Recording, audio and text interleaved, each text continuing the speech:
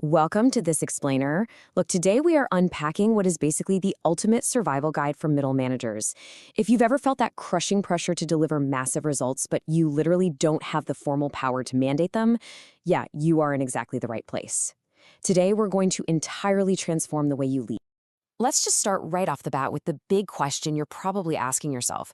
When you find yourself caught acting as this bridge between top executives and frontline execution, how do you lead when you don't actually hold the disciplinary cards? It's a really unique challenge. You're the linchpin, translating these high-level visions into daily realities, and yet you often can't just order people to do the work. In today's highly matrixed organizations, influence completely trumps hierarchy.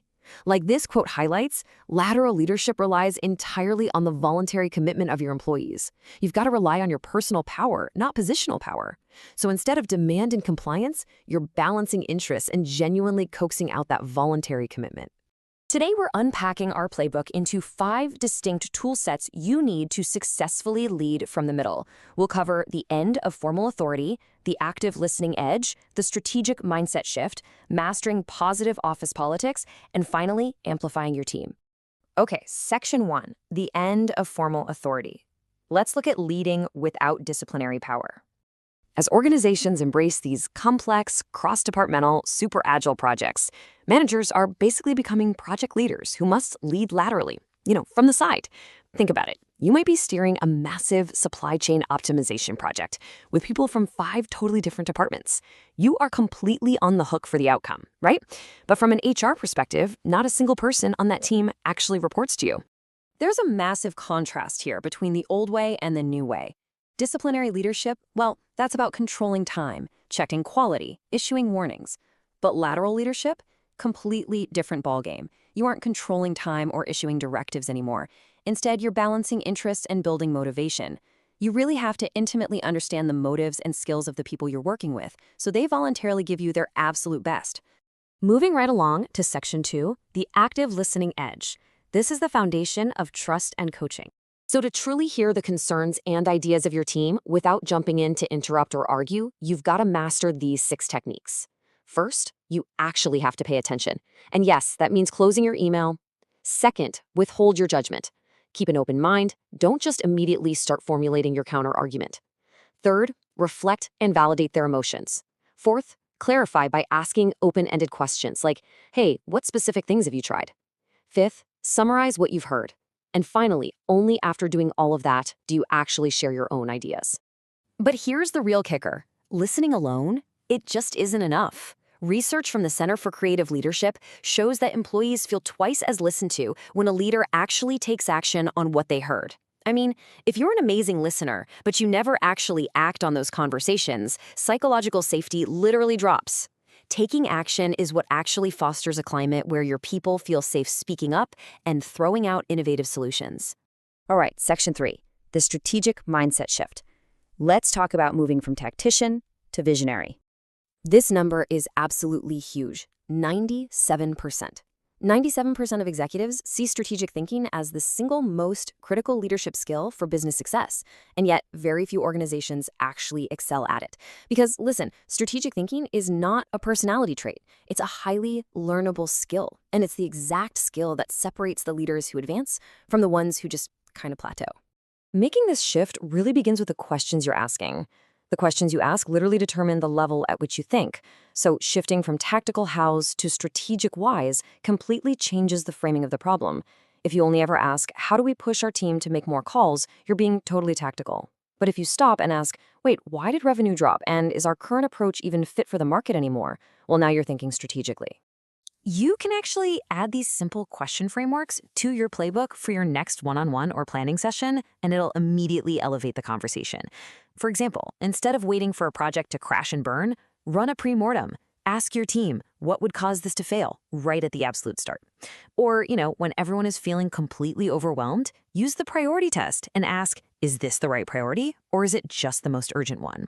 Doing that protects your strategic goals from just getting crowded out by daily firefighting.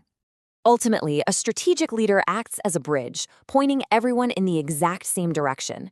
You're not just handing out tasks, you're connecting the day-to-day work to long-term value creation. When you can tell your team, hey, we're doing X because it advances our long-term goal of Y, you are directly empowering them to make really good decisions completely independently. Which brings us to Section 4, Mastering Positive Office Politics, Navigating Dynamics Ethically.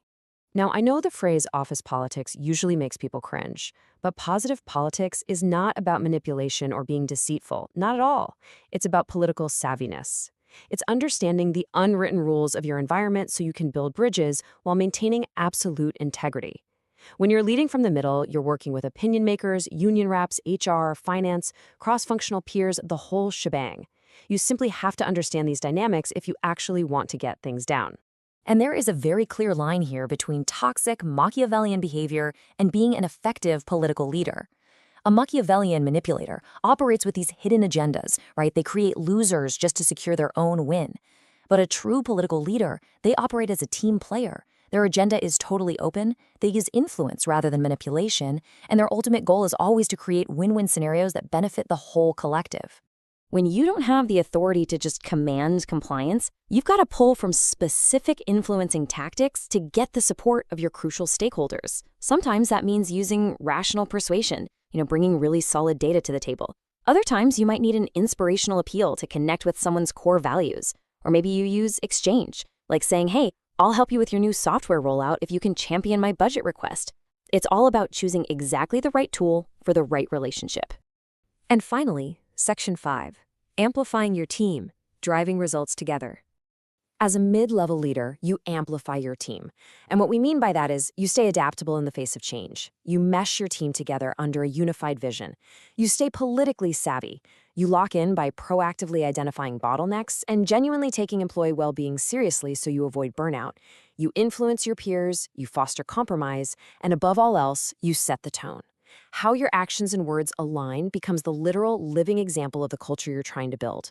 Now, when it comes to leading your team through the anxiety of organizational change, Scott Moutz's EMC2 model gives you a really fantastic step-by-step roadmap. First, assess.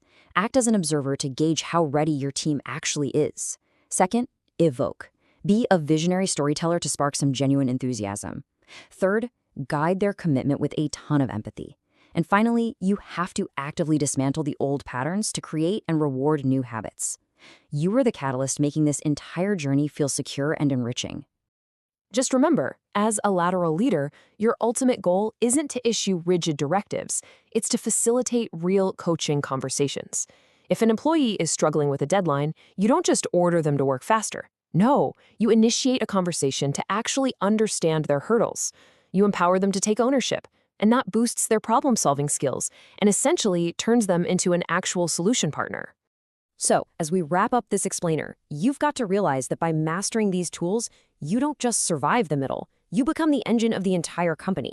The next time you feel completely powerless to force an outcome, I want you to ask yourself, are you just trying to command compliance, or are you actually ready to engineer influence?